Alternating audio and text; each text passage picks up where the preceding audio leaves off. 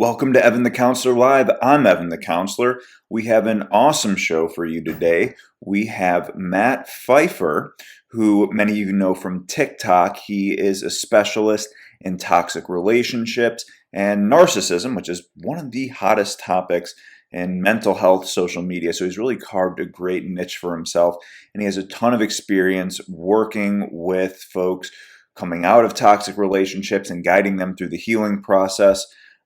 His content is awesome. So we'll talk about a lot of that later. So I'm excited to have him on.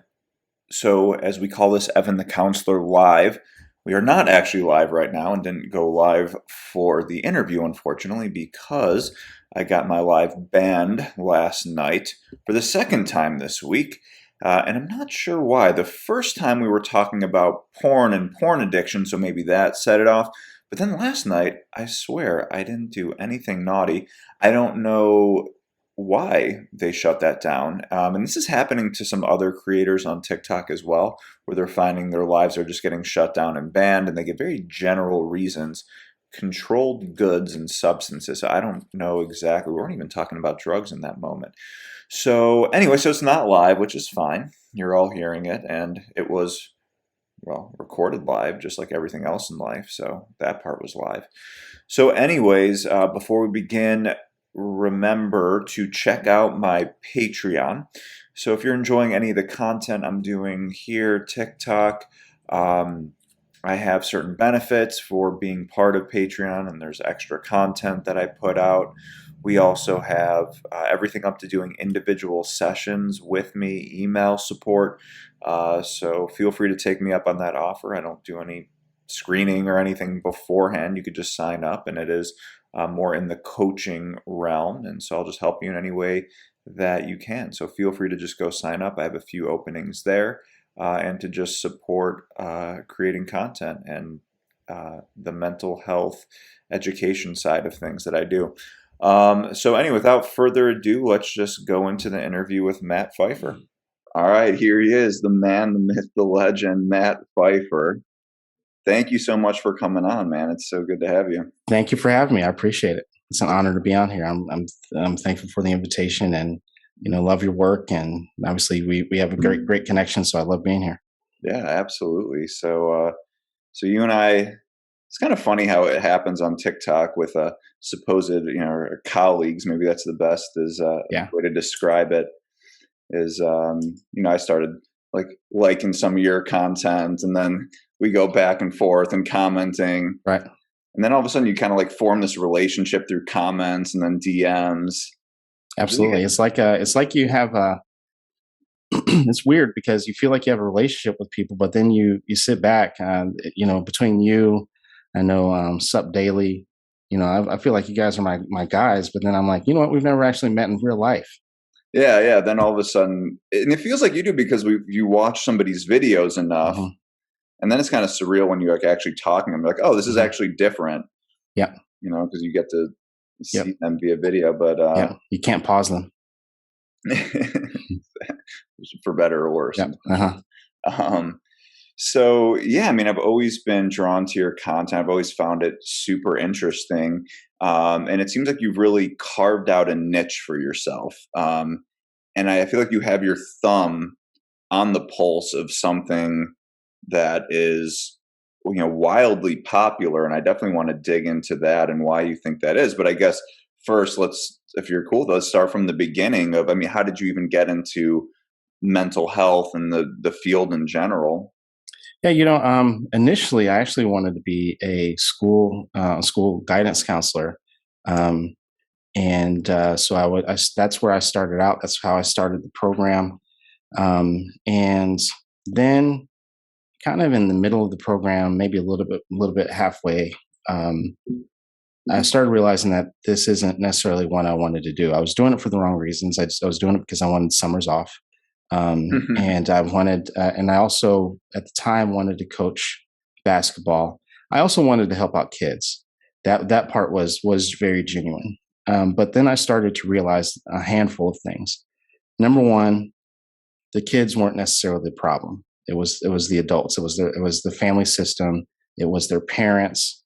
The other thing is I started noticing that it was more about testing and assessment than it was about actually helping out kids. And so then it just got to the point I was like, you know what?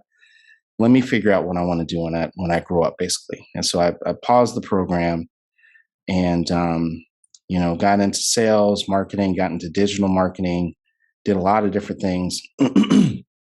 Actually, coached college basketball for a little bit. A lot of people don't know that. And then started getting the bug again of helping out families, helping out, breaking generational trauma. At that point, I had my own breakups. I had gotten kicked around in my own toxic relationships by that point. And so called my mentors, called called the people that were in charge of my program at the time. And they welcomed me back with open arms, got back into it. This time I knew that I wanted to get into marriage, family. But the program that I did, it was a lot more broad than just being very specific to like marriage and family. It's clinical mental health counseling, so a very, very broad spectrum, learning about everything, which I think most places are. So my first job out of school was actually in addictions, and I was avoiding it like the plague. Because I didn't think that I would like it, but I absolutely loved it. So it was through my internship initially. And as you know, I'm sure there's so many openings, and just like any college student, you take the first job you're offered. And so I accepted it, and I was really good at it. I loved it. My clients loved me, but for me, it taught me a lot, and I had no idea that it was actually going to teach me, and it was actually preparing me for what I'm doing now. And so I learned a lot about addiction and about now the links between trauma bonds and addiction, and the connection between someone who struggles with the parallels between someone who struggles with the heroin addiction and someone who's in a toxic relationship.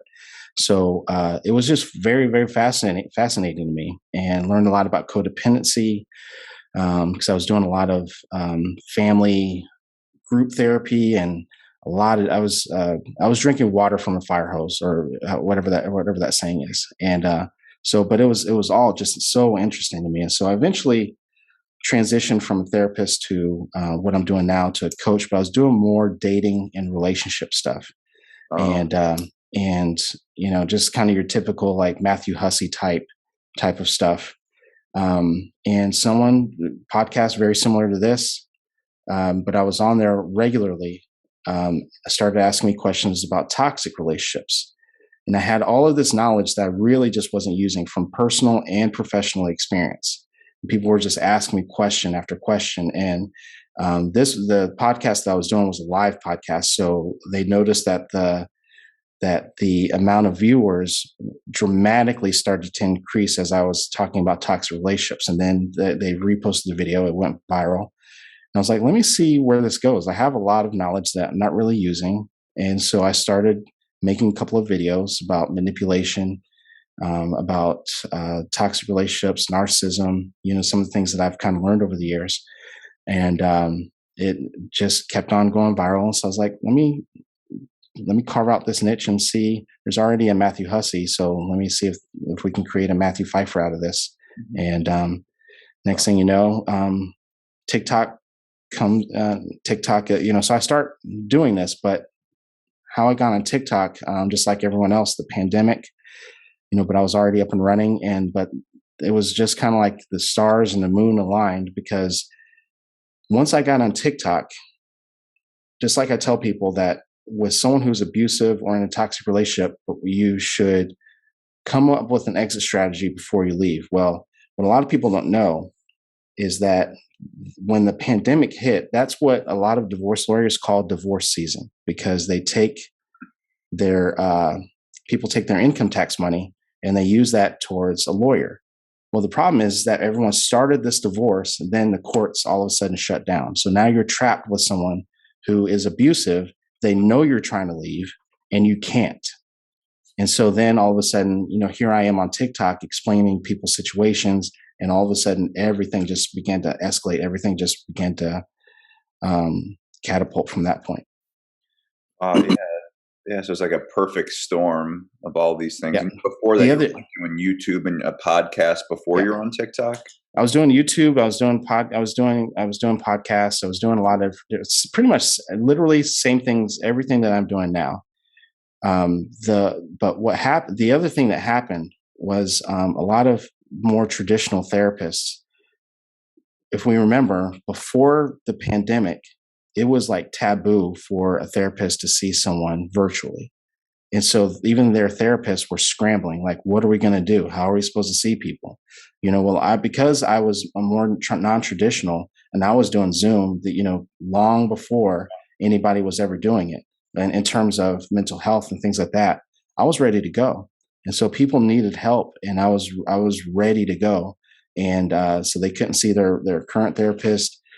Because technically I'm a coach, I was able to work across state lines. And it just worked out so perfectly, perfect timing, and everything just went from there. It's awesome. And I'm guessing like when you went, and it seemed like there's kind of this glory time of TikTok, some of the Hmm. people that got in just like a business or something, Yep. investor, like you got in like really early, Hmm. where especially when there's not a lot of other therapists, Hmm. it seems like, from the Yep. people I've talked to who are like, I feel like I'm like the third generation or something like Yep. that of Uh-huh. TikTok, whereas like you and some of the others who got on, and it was like a really ripe time where Yep. people like had not seen this of like therapists and pop culture, especially, like, yeah, on YouTube you'll find a lot of that, but it's a little more maybe dry. Whereas Hmm. TikTok, we're like, all right, here's a therapist dancing and doing, Yep. Yep. um, And one of the things I liked about that, you're 100% right. I enjoyed the fact that I was able to do these skits and this taboo subject of abusive relationships. I was able to put it right there in your face. Right, you can't run from this, and it might make you feel uncomfortable. I mm, think you and I are very similar, where we have no problem being a little bit edgy. And I'm putting it right here in your face that this is what people are dealing with behind closed doors. Right, everyone thinks that um, thinks that this is something that is that you have this perfect marriage, and I'm sitting here calling your marriage out on a public platform, and I'm putting it right in front of your face. And for some people, it makes them feel very uncomfortable, but hopefully most of the time it's in a positive way where people are saying like, yeah, I've been suffering in silence for a long period of time, and thank you for bringing this to yeah, people's attention. yeah, and I mean, people want to bring this up with me as well, and that's one of the Mhm. most common questions that I get of people coming into my lives. Say, I'm in a toxic relationship. What do I do? My husband, my ex, they're narcissists. How do I deal with them? How do I co-parent? Now I just kind of send them to you.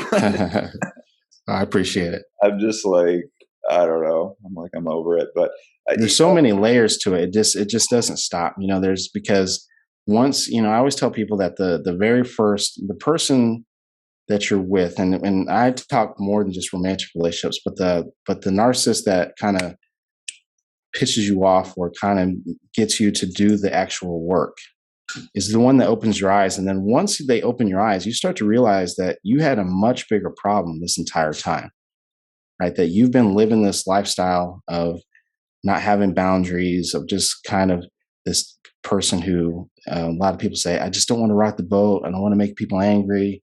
And then once you start to unfold the layers, you start to realize that this started out in childhood.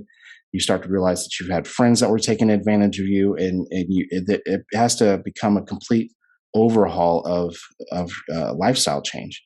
I yeah, always compare it to those videos that we see where someone's lost like 100, 150 pounds over the course of 2 years. On the video, it may have happened in 30 seconds, but in real life, it was like a 2 year process, and they literally had to change everything, the way that they ate. And quite often when you're going through that lifestyle change, you have to get a trainer. You have to, you literally can't hang out with the same people because they're still going to the same bars and this and that. And that one domino, whether it's a romantic relationship, mom, dad that's a narcissist or a toxic person, and that first domino falls, and all of a sudden your eyes just start coming open to all of these people are just taking advantage of you this entire time. yeah. And I think, from what I've noticed, and It's kind of crazy how much you learn from doing content creation, because Mhm. it's almost like, I guess, like the way my mind works is like an experiment, right? And it really puts your thumb on the pulse of where people are at, Mhm. and their experiences. And I've learned so much just from reading people's comments, the things they're Mhm. saying to me, and realizing, oh, like some of these things are, I didn't realize how big of a problem this was, or I didn't realize Mhm. people experience this, and then they kind of congregate together. It seems like there's a personality type, and that's what I've noticed, that of people that are more susceptible Mhm. to being drawn into the web of these toxic or narcissistic people. I just want to share this observation, see what you think, and I'm could very well be wrong, but folks who are more like in the preoccupied attachment style, Mhm. who are really anxious, Yep. are drawn to maybe people who are more standoffish, dismissive, attachment, people who are struggle with codependency, Mhm. people who have low self-esteem, Mhm. trauma, Yep. like. Absolutely. Yep. Absolutely. It can also be the avoidant attachment as well. That's clinging to someone that is that they're anxious, but an avoidant attachment style definitely can find themselves in a toxic relationship too. And a lot of times you know, people will say to me that the term narcissism is being overused, and I actually agree. Right? They're surprised when I tell them that I actually agree, because there's so many people want to label someone a narcissist. Well, they could be a codependent, right? That's also a toxic relationship, right? That's someone who is overly needy, that feels like that they need to be needed, that they need your validation. That they are. When I tell people, people are absolutely shocked and floored when we're working together, and we're talking about the fact that their people pleasing behavior is manipulative, and people are just floored and shocked. And so the problem is much bigger than just narcissism. It is, you're right, people's attachment styles, and people not having a very good understanding, or even being self-aware of their problem in the dynamic. I'm really glad you bring that up because honestly, and that's why I send them to you, because it's Hmm. become such a pet peeve of mine. Hmm. Um, and I want to get your definition here in a second of what actually is narcissism, and get back into this, because uh, I feel like there's so many explanations other than someone has narcissistic Yep. personality Hmm. disorder of why they're. I'm like, can't we use the term asshole, piece of Yep. shit? Hmm. Like someone else who's been Yep. traumatized, right? Hmm. Someone else who's manipulative. And I say Yep. that people are often different in different relationships. Hmm. When it comes to love, and how love and relationships, how powerful those are. Yep. Like on your podcast, we talked about love addiction and the Hmm. withdrawals. Like people are going to act maybe unethically, immorally, Hmm. because they're so afraid of losing Hmm. this. So then they Yep. appear to have these narcissistic Right. traits. People with addictions, addicts, alcoholics, Hmm. right? Like we tend to score higher on the narcissism Yep. scale. People with ADHD. I mean, there's like all these other Yep. explanations, and people just want to go. Why is that? Why do people want? What's with that word? Why are people so drawn? Well, I think, no, number one, it does. On one hand, I don't mind people using it. On the other hand, I get the fact that people, because if someone said this person is stubborn, no one would say anything, right? No one would bat an eye. If someone said that this person is an asshole, right? I think that it does, when someone says that someone is a narcissist, it does describe a list of characteristics of a person, of a personality type, regardless if someone is labeled or not. And so I think that when people started hearing the word, and they saw the description of what that person is, it fits so well with a lot of people's behavior. But you're right; it could be a number of different things, right? I think, but to me, I just think that it describes some people's behavior. The other issue is that a lot of people will go online and they'll look up, that narcissism is rare, only affects 1% of the population, and there's a Psychology Today article that's really popular that floats around online that says that. But a lot of people don't understand is that it is severely, severely underdiagnosed. So on one hand, we're overusing the word.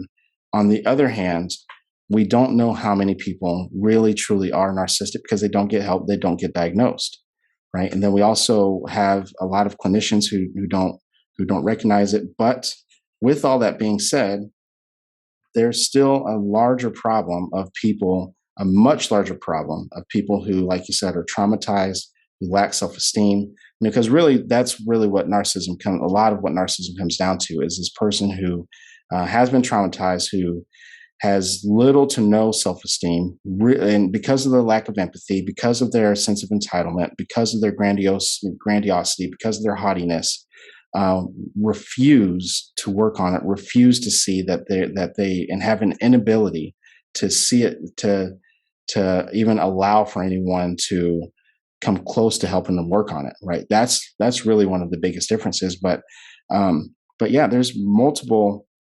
When we talk about toxic qualities, toxic traits, things like that. There's plenty of people out there that are toxic and manipulative and control. People are shocked when I tell them that codependents are controlling too. And people assume that the codependent in the relationship is the innocent one. And I tell people, I'd say, and yes, they're victim. I tell them that the abuse is not your fault, but the healing is 100% your responsibility.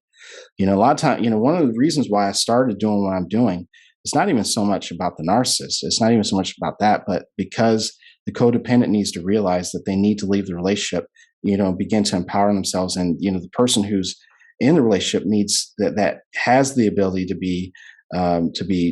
go through a healing process, needs to do it. It needs to accept ownership and responsibility for their lack of boundaries, for some of their manipulation, some of their toxic behavior. We have they call it the narcissistic codependent dance. One person that's taking lead, and the person that's following. But both are trying to have their own needs fulfilled. Neither one of them ever will. Right. And it's just going to continue to be destructive. As the codependent is trying to work this out, they're actually destroying themselves all at the same time in the process. Right. And so one of the goals is to open their eyes, to pull them out of this dance, and get them to a point where they can have good, healthy, positive relationships. Yeah, that's a great point. So much there. Do you think it's fair, in a lot of these situations where you have two people traumatized and they have different trauma reactions? One is to have this bubble, this of invulnerability and hyper selfishness, but then you have the codependent who, takes on this victim role. Look, I'm being abused, yet is that always fair? And I think a lot of times, here's the archetypal story of the narcissistic abusive male with the codependent female victim who's borderline personality disorder, who's been traumatized, and their behavior is excusable, and they just fell into the web. They were innocently walking around one day and they're vulnerable, and this predator came along. Like, is that a fair story? I mean, I don't know. I question that a lot. I don't. Is it a fair narrative? No, I don't think it's a fair narrative because, just like we said, sometimes the codependent is, and when we talk about someone who actually has like narcissistic qualities, there's a constant over-evaluation of themselves and a constant devaluation of everybody else. And one of the things that happens through that process is that there always has to be a winner, there always has to be a loser. There's never any meeting in the middle. Sometimes we have to be careful, and we see this all over TikTok and we see this all over social media, that not every person who says, whether it's a male or female, says that they're a victim really actually are the victim, right? Sometimes they really are the aggressor. Sometimes they really are the abuser.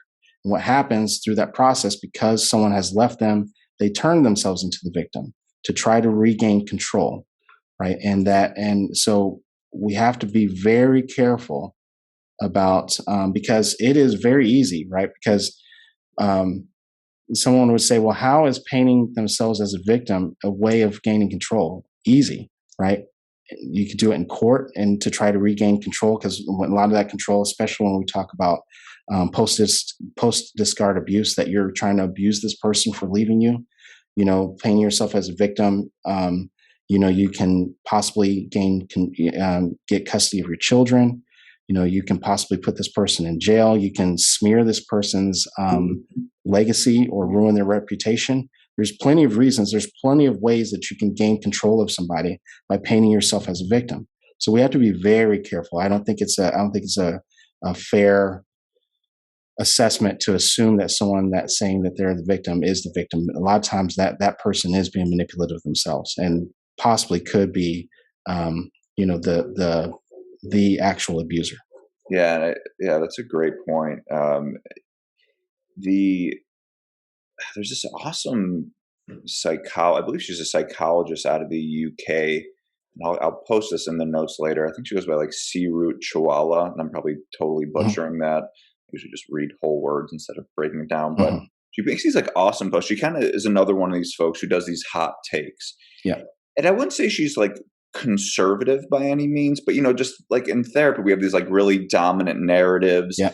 um, of the shitting on people who have dismissive attachment styles, because we Mhm, therapists, and she made this great point that the people that we see in therapy are the codependents, the one with the mhm, preoccupied styles, and we mhm. only hear their story.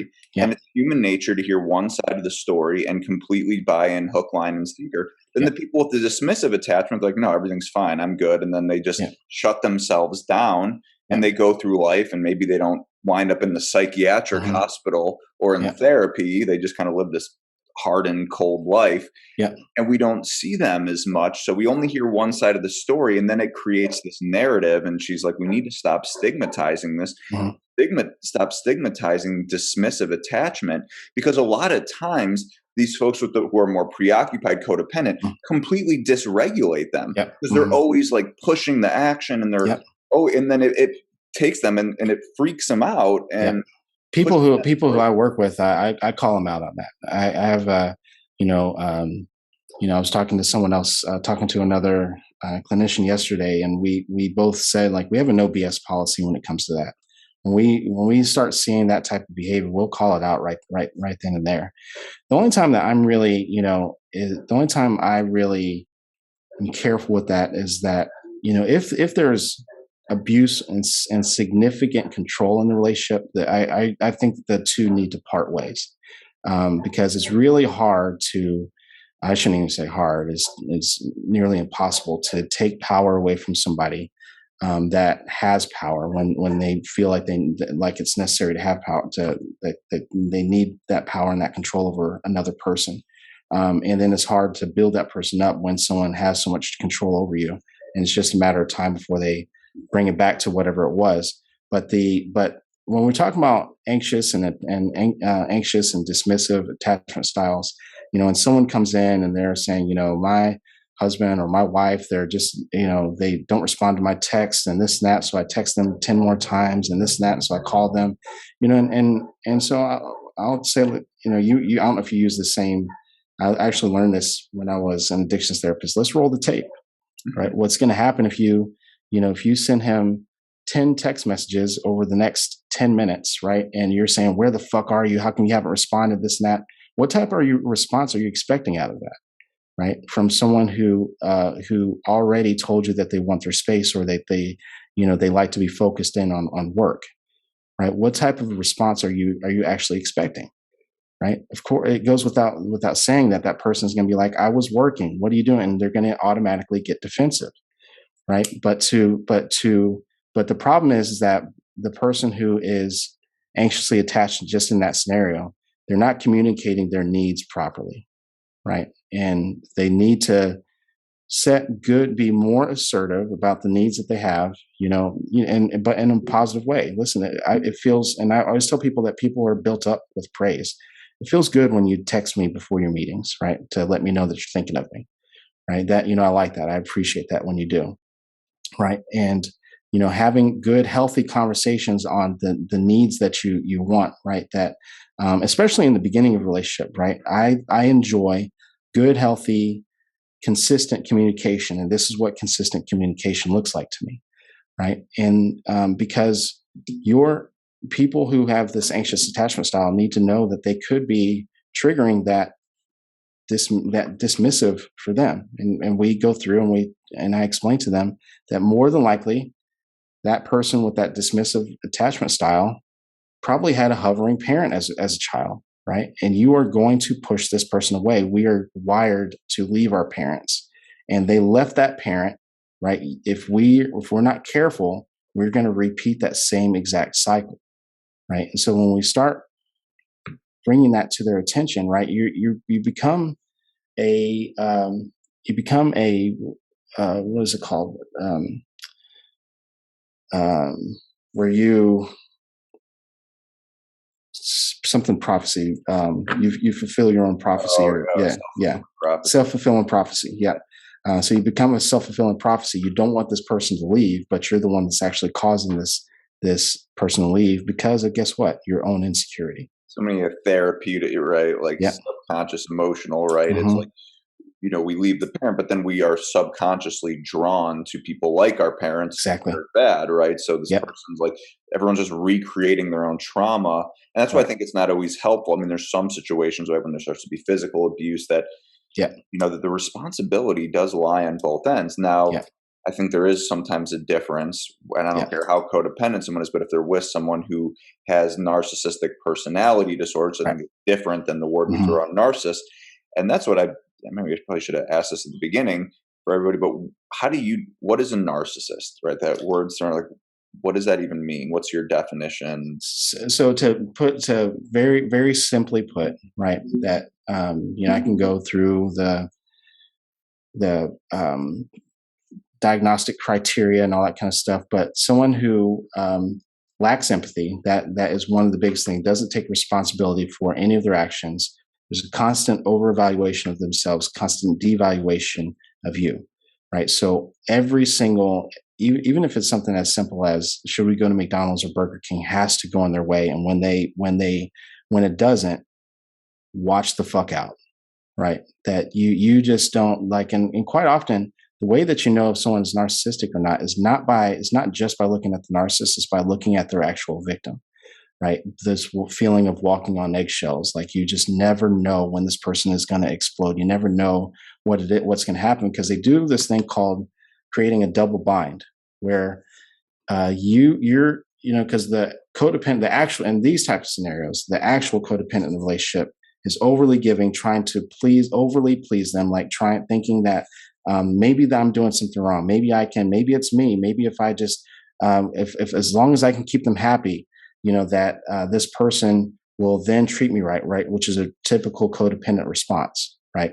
And so you're doing everything you possibly can to please this person, trying to get it back to how it was in the beginning, right, during the love bomb phase. But, right, this person, what they don't realize, will not allow it, because during the devaluation phase, when they're abusive, sometimes not all narcissists are physically abusive, right? But you start to notice this cycle, right, of love bombing. Sometimes every once in a while, they might be nice to you, but they're constantly putting you down because they feel better about themselves as they're putting you down, right? They could be talking about the way you dress. They could be physically abusive, right? And you're sitting here trying to, so let's say that they're complaining about the way you dress, right? Or that the fact that you're going to the gym or something along those lines. You'll stop going to the gym. You'll sacrifice yourself to please them, but then still that's not enough for them.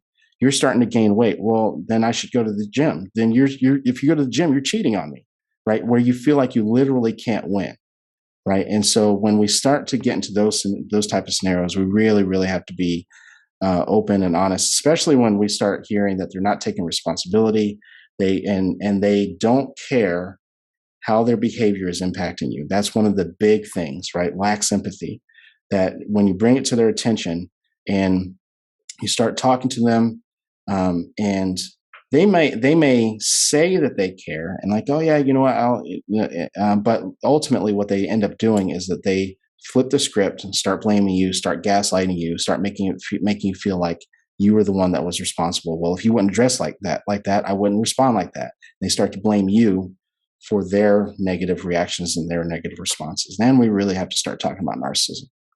Yeah, so it's interesting. So it's not just the DSM criteria, but there's these patterns as you've been working that you notice that are like, wow, these really hit the alarm. Yeah. That's something. What's the difference in your mind between narcissistic? What makes something narcissistic personality disorder versus just acting narcissistic, toxic, all the other reasons that we talked about earlier that people have similar patterns of behavior? What's the cutoff?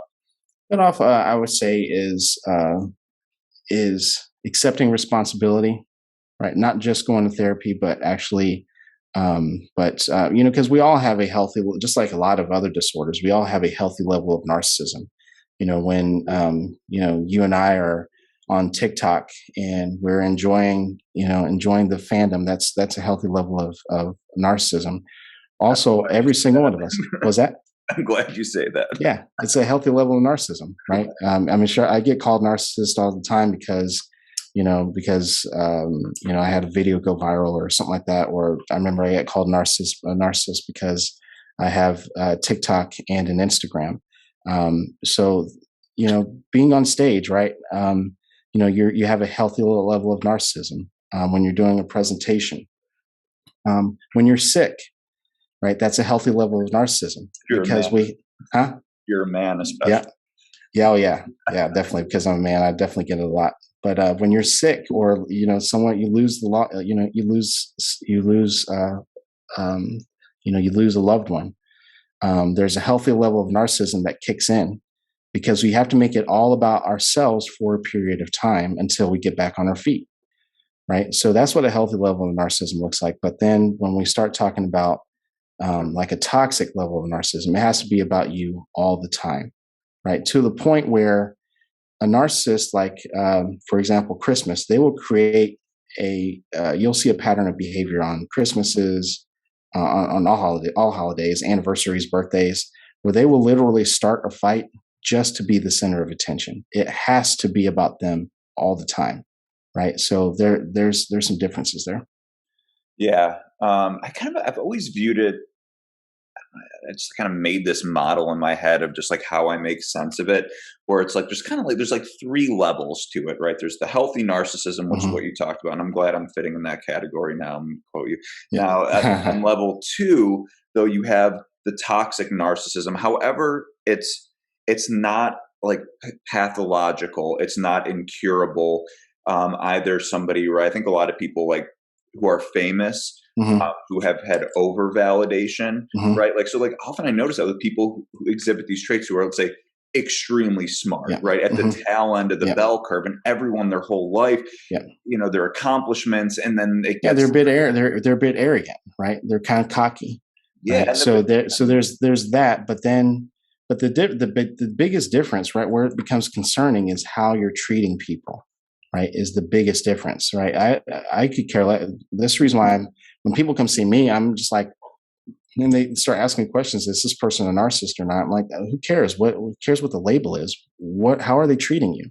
Right. And if they're abusive, controlling, manipulative at a scale level, and not and have an inability or an unwillingness to do anything about it, not accepting responsibility, who cares if they're a narcissist or not?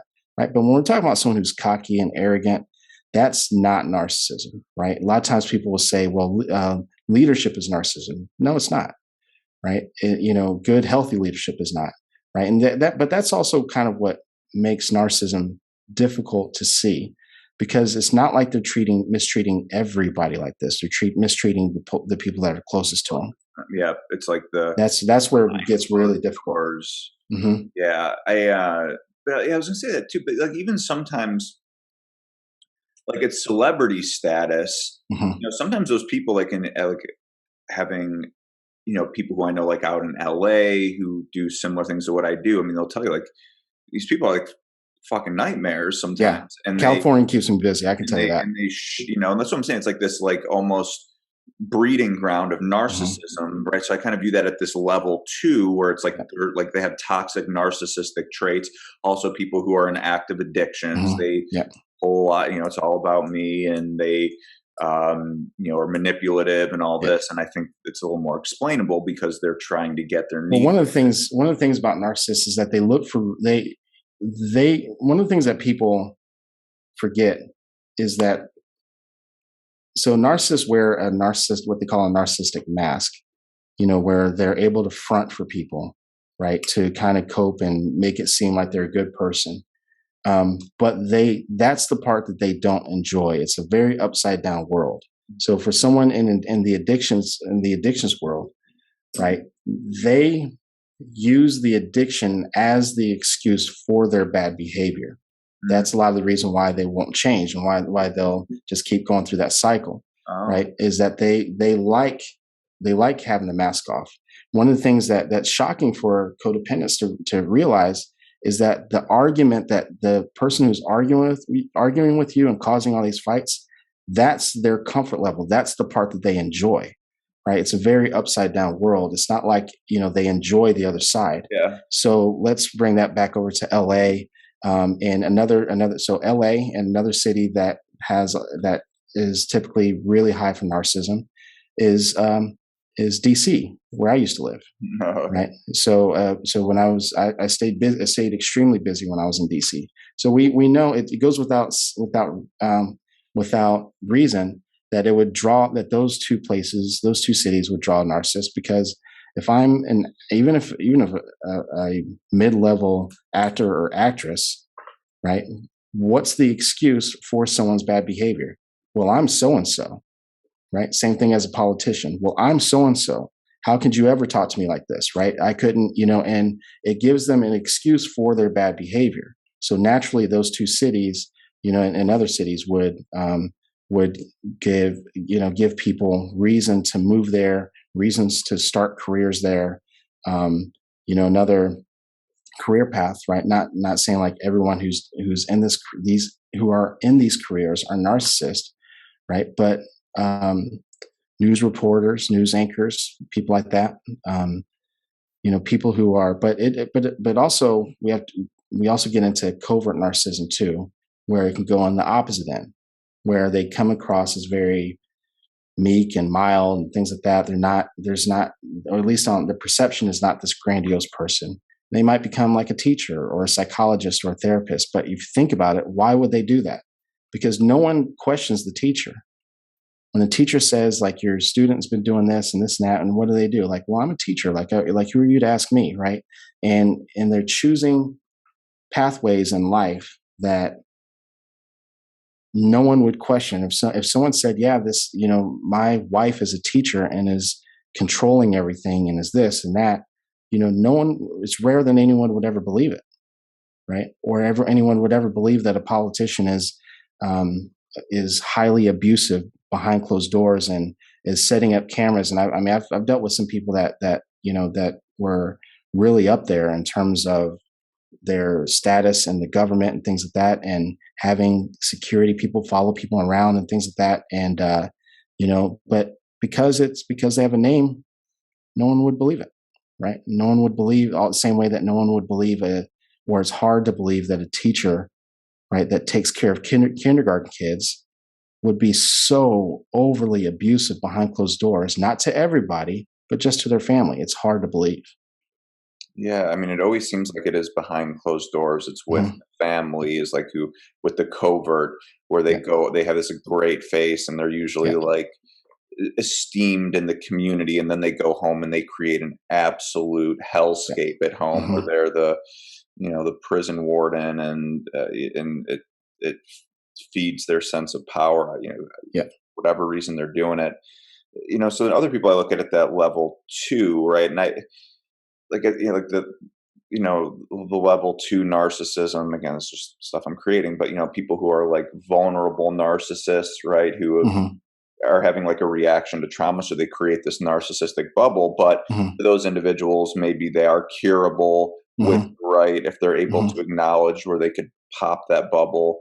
Hmm. Um, but then they will get labeled with NPD and that kind of thing. And then the cutoff for me, and I'm just curious about your thought, is like, to me, the people who have the true NPD are Hmm. also sociopathic, who literally have a different brain structure, Hmm. underregulated amygdala, like you would see in psychopaths. Hmm. Yep.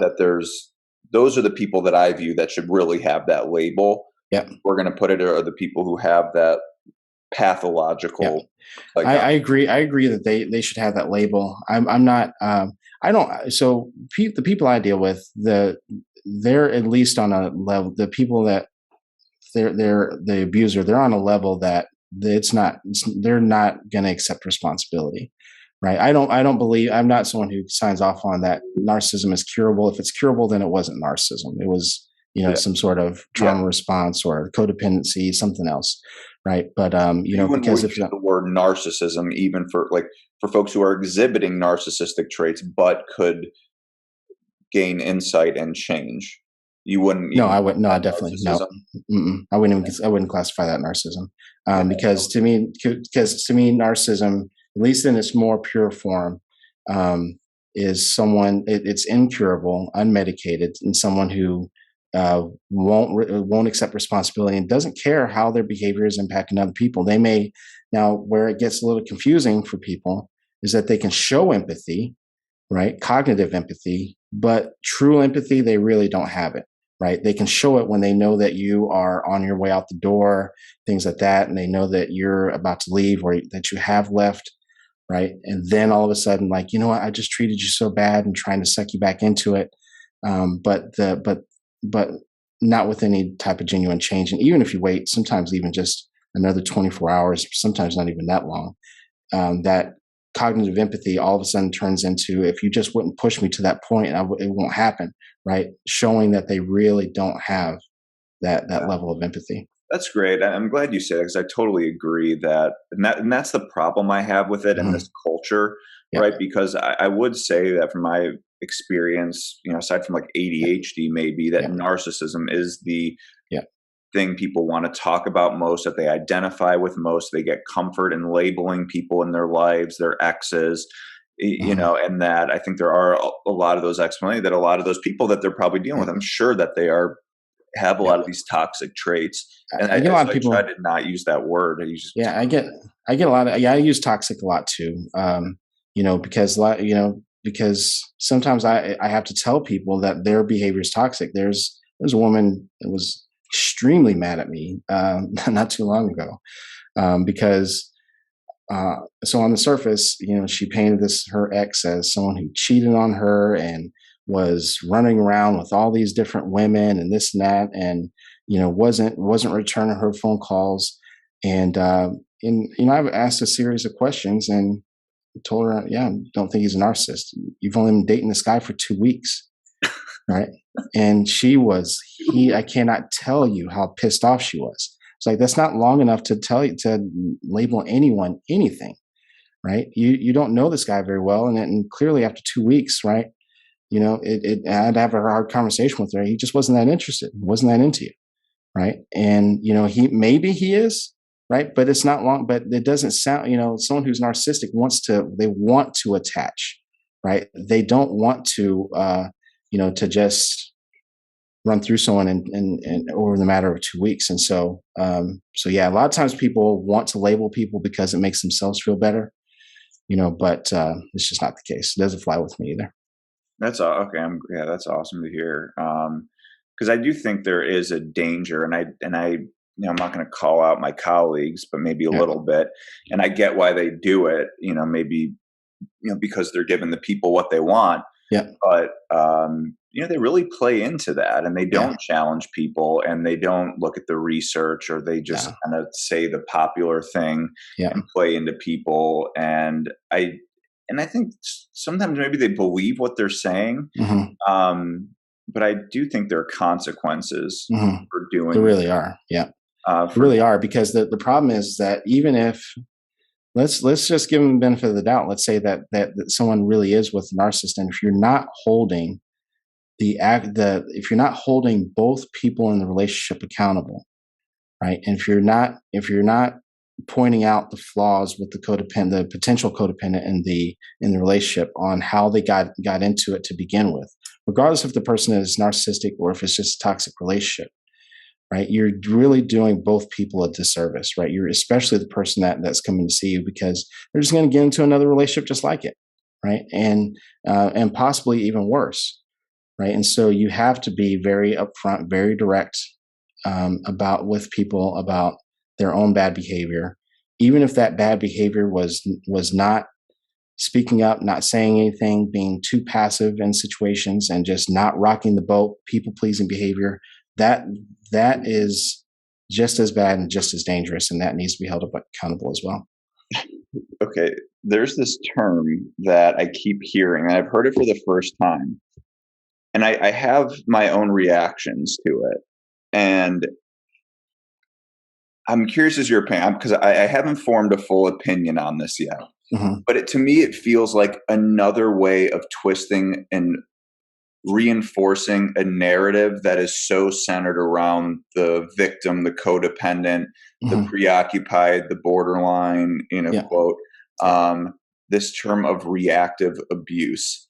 I think I heard that. I was just like, Reactive abuse is real. I do believe 100% in reactive abuse. However, with that being said, um, we have to understand what reactive abuse is.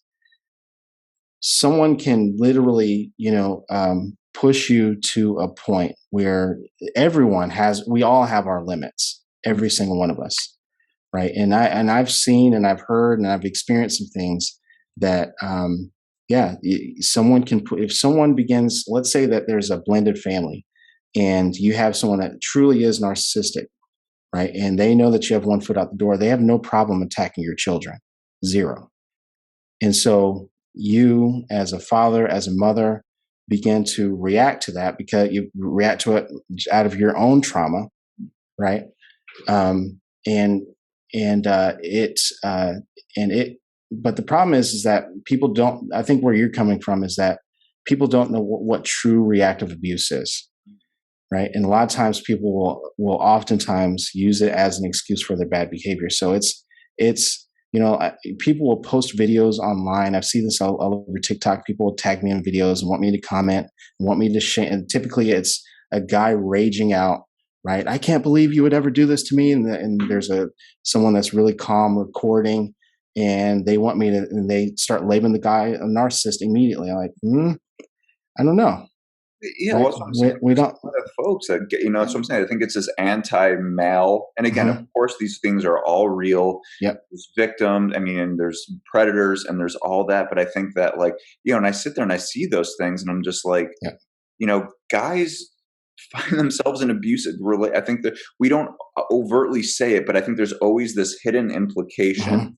And I think tend to be more women on Yep. TikTok. I know that my follower base is about 80% women. Mhm. But there's this, we're just getting this one side of the story, and that Yep. there's this covert idea that it's the guy, right? That a Yep. guy can't be an abusive physically. Oh, Right. and that's the thing why it's so triggering. It's like, oh, this must be reactive Yeah. abuse. Uh-huh.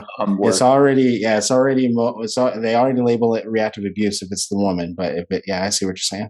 yeah, when I've had guys that have Mhm. like I think in my practice who like legit were like, these aren't like super like emotionally intelligent, whatever. I mean, they're in these Right. relationships with women, sometimes who have borderline personality disorder, which tend Mhm. to be the victim. And I mean, there's a lot of people that Yep. there's the stigma, whatever, but they're in a relationship with BPD, and I wouldn't say they're narcissistic whatsoever, but they, are walking on eggshells Mhm. with them, with that, they're both cluster B personality disorders. And I'm like, well, I'm like, have the cops been called yet? Oh yeah. And it's like, there, I'm like, there are abusive elements to this relationship, and it's not you. Yep. Of course, the reactions, Mhm. then they heat up, and then so Yep. maybe there is some reactivity there, and then the police show up. But um, yeah, I don't think there's that acknowledge. It's like it's automatically assumed that the guy is Yep. the narcissist. Like it's like these archetypes: the borderline codependent female and the narcissistic male, and it just Yep. plays out. I deal with a lot of men that are like that too, and or in situations like that. And this is where why I say you don't hear me saying like, well, let's see if we can work this out, like a lot of other people do. No, where when we start getting to that point, we really have to protect ourselves, because the problem is that when you have someone that is treating you to that level where police can get called and things like that, especially we have to be honest, there's a lot of biased opinions about, just like what we were talking about, biased opinions about men, right? And the same way that a narcissistic man is physically imposing towards a woman, a narcissistic or toxic woman can 100%, and not only can, but that they're going to use the police and situations like that to their benefit, right? Because they know that the system is going to um, typically side with them, right? And I say typically because I've had it reversed for a lot of people as well, right? But once cops start getting called and someone really wants to stick it to you, you have to be really, really careful, especially if you have kids involved and things like that. It can get extremely ugly. Yeah, when I have clients who are in those situations, male, female, whoever, when they're with someone who clearly has a personality disorder, toxic, whatever, Mhm. and there starts to be police involvement, I'm like, now you have to get, and I'm Yeah, blunt. I'm not like, yeah, let's explore this and get yeah, you yeah. to get them. Like, Hmm. no, like you're in danger, Yeah. right? Hmm. And it's not that it's like, well, it's my girlfriend. She's 110 pounds soaking Yep. wet. Hmm. Look at me. I'm like, That actually, a lot of people don't realize that makes it worse. That makes it way worse. It's not, and because you know, I've heard and I've seen it all where, like, because they'll jump on you, right? And God forbid they fall off your back or something along those lines. I've heard of, those 110-pound women jumping on cars as you're driving away, and all of a sudden he hit me, right? Tried to run me over, and it gets ugly, right? And once you start getting to your word versus mine, it is absolutely ugly, because they are skilled. You have to remember that they've done this all their life, right? All their life. And, there's men who, when we start talking, and there's typically, especially if it's a older dynamic like that, there's typically a pattern of men that a woman have done this to, right? And what they do is that they'll, um, during the love bomb phase, during when everything is good, they'll make, going back to the whole vulnerable narcissist part, they will make you feel bad for them, right? Yeah, my previous person. This is where I said not every single person who says they're a victim is a victim. My previous ex beat me. He did this. He hurt me, right? And so, as a gentleman, right, you're like, oh man, that's terrible, right? And you want to treat her well. Well, little did you know that either she was just as much of a problem, or she was the problem, right? And when she wasn't getting her way, or the first time you tell her no, all of a sudden you see this pop, right, of her throwing tantrums, jumping on you, throwing things, right, jumping on your car, and it has the potential of getting extremely ugly. So yeah, I agree that once you start seeing all that, especially yeah, as a guy, you got to go. like couples therapy or out, Hmm. nothing in between. Yeah. And especially with the other guys who are in that situation, because Hmm. I think they're less apt to see it because they're like, "What's she gonna do?" Hmm. I'm like, the guy's like, "Yeah, I already did get put on notice by the police, and I do have this thing on my record." I'm like, "That's danger, right? I mean, she Right. may not hurt you physically, but if you're gonna have a felony on your, Yeah. not even, you're gonna have this stuff on your record, Yeah. like this is absolutely a toxic situation." Yeah. And the second the police show up, enter the situation, that's a great alarm bell right there. Of Yeah. like one or Hmm. more of the people in the situation Yeah. is. I do have a question for you. Yeah. In my head, does this ever work the other way? Do you ever have people who think they're narcissistic want to work with you to help them? All the time. Really? Okay. Because people all the they time. come into my lives like, I think I'm a, if I do a video Yeah. on psychopath, like, I'm a Hmm. psychopath. I think a lot of Yeah. times they're just not, and they think they're Yeah. hard on themselves. Typically, it's because they realize that they've engaged in some bad behavior, some toxic behavior, right? And what I tell them is that typically, right, if it's on screen, I'm like, not likely. I don't know. You haven't talked to you. Not likely, right? But yeah, you're probably engaging in some behavior that you know is bad, right? And you're seeing it.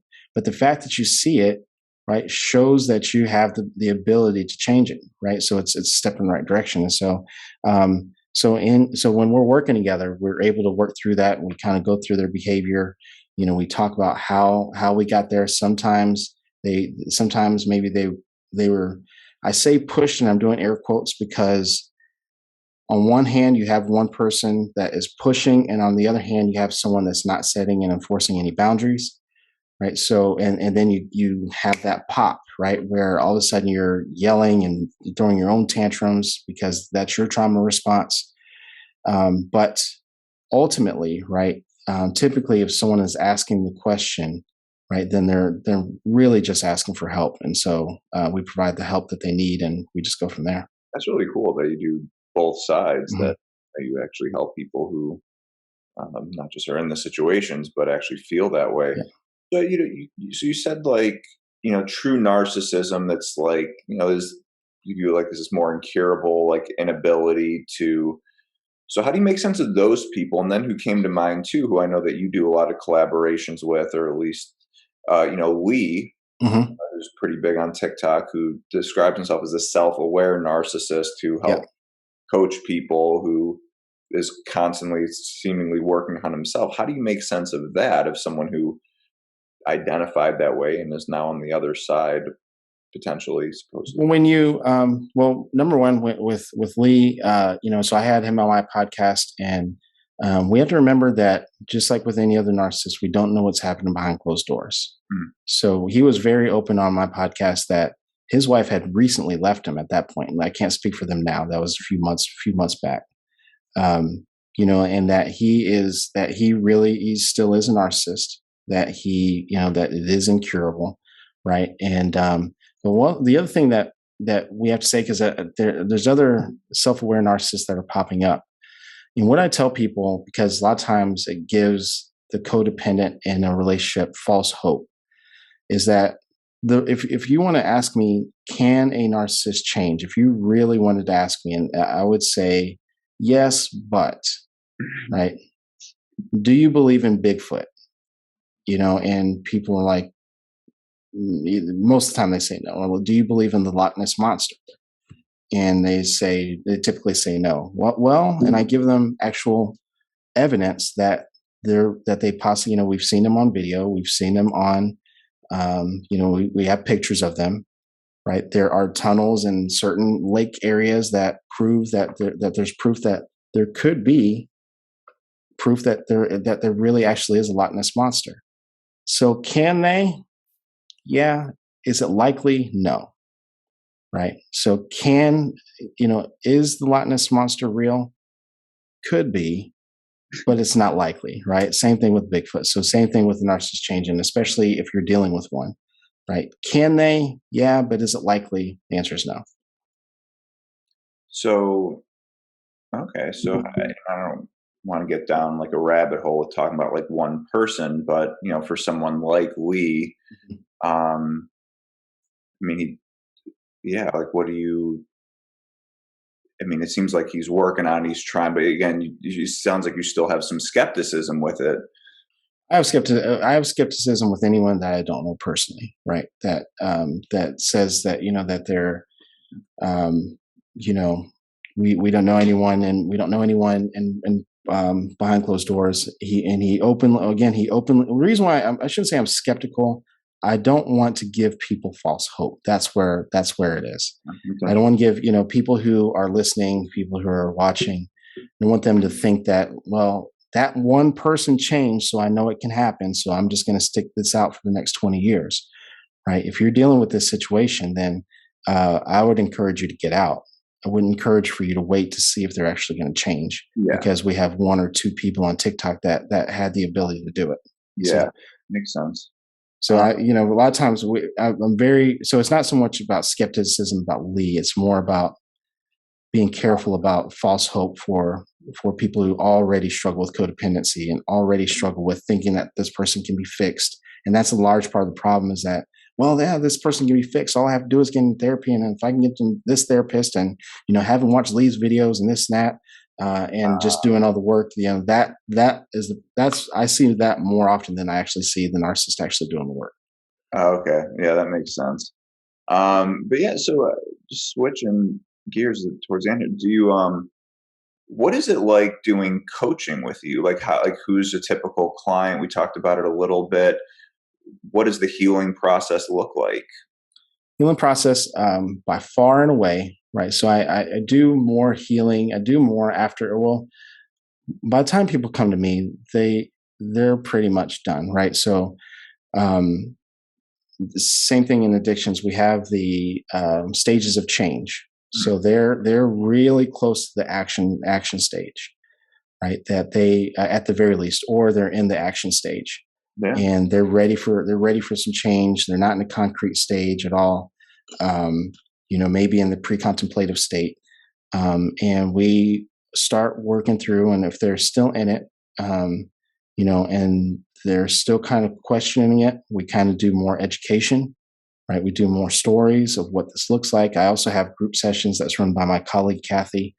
She does an absolutely phenomenal job, because with me, it works with me as well. But if someone is like really like in the thick of things and they're still very, very hesitant, I always encourage the group sessions more, because I tend to push people.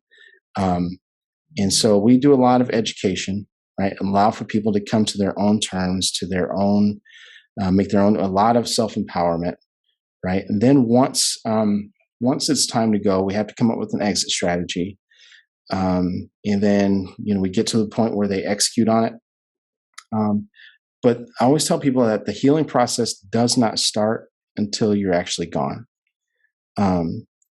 Because what I tell people is that once you go no contact or low contact, that was the very first boundary. That may have been the first time that you stood up for yourself with this person in 10, 20 years, right? And so we get, there's so many different levels to this. They start trying to hoover you back, and you have to stand up for yourself through that. Then you start going through a smear campaign. There's other phases after during what's called the post-discard abuse, where they start smearing you possibly online. They start calling your family, your friends. You actually start losing some of your friends and family. It gets ugly before it gets better. And but what ends up happening is that a lot of the things that they're doing towards you actually become a part of your healing. Because if you think about it, you already struggle with people pleasing. That's a large part of the reason why you got into this situation where you're literally forced to stop caring what people think, right? And to literally start caring about yourself, right? And to start, and I don't want to say stop caring about what people think, but you stop basing your decisions on what people think, because you literally cut your closest people in half most of the time. And once you start to see, like, you're worried about all this stuff, but then like you start to see, like, I'm actually okay, right? All these people are talking all this shit about me, and I'm still like literally just okay. Like I'm fine. And we start going through mindfulness, and we start unwinding a lot of gaslighting, and we start unwinding and breaking down a lot of the limiting beliefs that happen from the narcissist. We start talking about how long story short, we have to put the pieces together of how we got into this relationship, how we got into this situation, whether it's a romantic partner or church or wherever it is. And we also have to put the pieces together of how to make sure that this never happens again. So we have to empower you to the point where, like, these are now lessons that I've learned, right? And towards the end, once people get into the maintenance phase, you're actually thankful for the process, as strange as it sounds. They're thankful that they ran into the narcissist. They're thankful for the 10 years or however long they were with them, because the freedom that they feel afterwards, it's uncomparable. It's indescribable. Wow. And so that's when we really know that someone, once we get to that maintenance phase where maybe I'm talking to them once a month, every couple months, right? They're just kind of checking in, right? Trying to stay balanced and things like that. Some people are writing books now, things like that. Help us out. There's a lot of coaches that are TikTok that I've worked with in the past. They now find like purpose behind their pain. They're encouraged. They're like, I need to do this for my kids. I need to do this for myself. And they're just loving life and they just enjoy the freedom. Yeah. Some of them get into other healthy relationships. Some of them just decide to have a healthy relationship with themselves, or traveling, doing all the things that they were not allowed to do. Right. And sometimes a lot of times they find out that this has been a problem since childhood. Right. I missed out on a bulk of my childhood. A lot of them are like eating ice cream for breakfast and, just like random stuff, buying RVs and traveling all over the States, things that they've always wanted to do that for one reason or another, either toxic parent, toxic partner, it's like, man, I'm free. I can literally do what I want. Yeah, that's so cool. I got to hear from you the stages, and it's so interesting. I have my book I've been giving out on communication, and when it comes to whether they're narcissistic, toxic, like basically what I tell them is like, well, how do I deal with it? How do I do it? It's like, you got to have good communication skills. You got to know what you're doing, and then good boundary setting skills. And I tell them too, it's like, well, I set boundaries. Then I'm like, here's what's going to happen. The second you set boundaries, they're going to go ape shit. Yep. Whether they're an addict, alcoholic, because we get used to relationship dynamics. When something changes, it is extremely dysregulating. I always use an example. It's like you ask someone to leave your house, you close the door. This time you're serious. Now they do every trick in the toolbook. Here's what works to get you back. Come on, baby. I'm sorry. That doesn't work. All right, we're going to fear, knocking on the door. And they're going to knock on the door. Don't answer. Don't say anything. Oh, well, now they're going to get the axe. Don't do it. Don't say anything. And eventually, when you extinct the behavior, right? It's like basic behavior mod 101. When you extinct the behavior, eventually they're going to burn out and lose steam. I called everybody. I did every trick. And then eventually they're just like, then they go through the stages of grief. And now there's the acceptance phase of, I'm not going to get the reaction that I want. And it's so, a lot of times people feel like it's kind of counterintuitive to how they feel, right? Because everyone wants to end things nicely, but you can't do, that's the reason why when I talk about boundaries, it's very different from a lot of other clinicians, because the type of people I'm helping people set boundaries with, they're not going to respect your boundaries. So we have to be a little bit more hardcore, right? Kind of going back to your breaking in, you set boundaries with your friends and family, like, hey, like if someone knocks on your door, hey, now's not a good time, next time, we'll set something up. That's a good, healthy boundary for someone who respects boundaries. Someone kicks in your door at 3:30 in the morning and you say, hey, now's not a good time. That's not going to work. I promise you. And that's how it is with toxic and narcissistic people. Yeah. And in my book, I call it soft boundaries and hard boundaries. And that's why I say you always start with the soft boundaries. Like with people in your life, like, hey, boss, sorry, I can't work Saturdays. And then if they keep disrespecting you, like, look, if you schedule me on Saturdays, like I said, and we agreed upon, I'm not going to be coming into work. I'm going to be leaving this job, right? And that's the beauty with boundaries, is at any point is they're yours and nobody else could tell you what to do. And I'm like, and when you come with these boundaries, you have to have every situation played out. You need a plan. What happens when he kicks the door in? And you lay that out, and maybe you can communicate that if you do this, I will be calling the police. Exactly. If you do this, I will be leaving. Right. And that's the beauty of boundaries, is it's 100% up to you. No one else could dictate that, but you have to be in that stage of change and be ready to hold that boundary. It's like, do not set that boundary unless you're able to hold it, or you've committed to hold it, because then you're positively reinforcing that behavior, and then it will increase more. And it's actually, you're worse off setting it and letting them break it. Exactly. Yeah. Exactly. Well, look, from our conversation before, you said that it looks like sounds like you're doing some projects and you're working on things so that you could help even more people than just the individual coaching, because you only have a limited time. And it sounds like you're putting together some programs, you're doing some writing. So what can we expect from you? So I have some courses coming out. So on my website, you can find several mini courses and also downloadable courses. All if not most, if not all of them, are all video based. So I have so there's that. Some of them are subscription based, very low cost, to try to keep things low cost because people are going through financial abuse, or a lot of times they're going through divorces. So money is scarce for a lot of people. So we try to make sure that we have a large variety of price points for people. So those courses are available. My book is available on ebook. It is available on paperback. It will be available on Audible here in the next week or so as well. And so we have a lot of different things going on. And then I'm going to be writing it. I'm going to take a short vacation. Then once I get back, I'm going to start my second book, which is going to be on co-parenting with a narcissist. I already have the title. It's Welcome to the Shit Show, Co-Parenting with a Narcissist. So that's going to be available. I don't have a time frame on that, but definitely be on the lookout for that as well. You do make a good title. Yeah, good. I agree. Something I like being edgy. Yeah, well, it works. I mean, you got some. Yeah. A lot of the books now, I feel like half the time you have to have a good title that catches people. Like what is the subtle art of not giving a fuck and things like that. It's just a fucking date. I know Angelica Cook, she's on TikTok as well. Hers is the asshole pandemic. So it makes it fun. Yeah, so that's awesome. Well, yeah, so I recommend everyone checking out Matt's stuff, and you're on all the platforms. I think the easiest pit stop, if you want to find everything all in one spot, is just go into my website, mattpfeiffercoaching.com. Pretty much anything that I do, you can find there. My book, I have a bookstore there as well, and recommended books. So that's just kind of one-stop shop.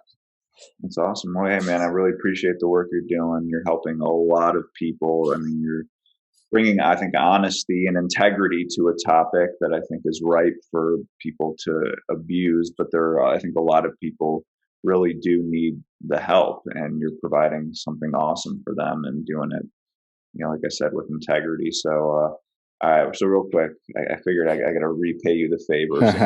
So you know what's coming. So final thoughts, something you want people to leave with, something you live by, something you want people to take away.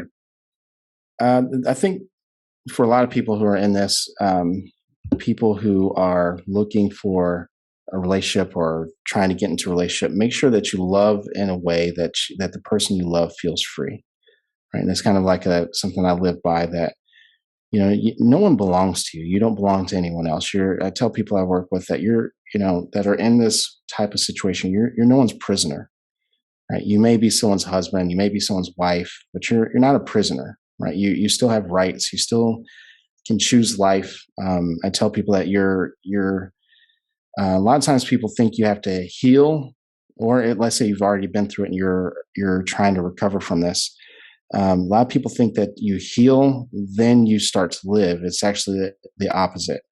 You choose to live, and then the healing process starts. And so if you're in a relationship like this, make sure that if it's, a lot of times people think that just break people up, set some boundaries first, right? See how that works. But even if the thought of setting boundaries with somebody, right, is giving you a lot of anxiety because you know that this person is going to escalate to a point where it is uncomfortable or unsafe, then that kind of tells you where you're at, right? And so I'm very, very big on freedom. People, we only get one shot at life. And so making sure that that this is a life that you find enjoyable and find balance. Awesome. Well said. You've thought that through, unlike my response. No, I think I made a video about it yesterday or something. So it's right at the top of my head still. Head. Yeah. Well, hey, thanks so much for coming on, man. I look forward to continuing following you, and I can't wait for the folks who follow me to hear this. Absolutely. think they're going to love it.